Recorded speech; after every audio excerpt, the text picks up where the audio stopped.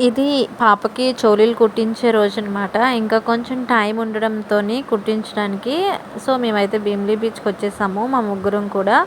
వచ్చే దారిలోనే నేను అరటికాయ బజ్జీలు తీసుకున్నాను. మా మరదలేమో అప్పడాలు తీసుకుంది. అప్పడాలు తీసుకుంటే ఈ రోజుల్లో కూడా అప్పడాలు తినేవాళ్ళు ఉన్నారా అని అడిగాననమాట. ఫైనల్లీ అప్పడాలే చాలా బాగున్నాయి. బజ్జీలు వేడివని ఇచ్చారు కానీ అవి చాలా చల్లగుండి గట్టిగా అయిపోయి బాలేవు.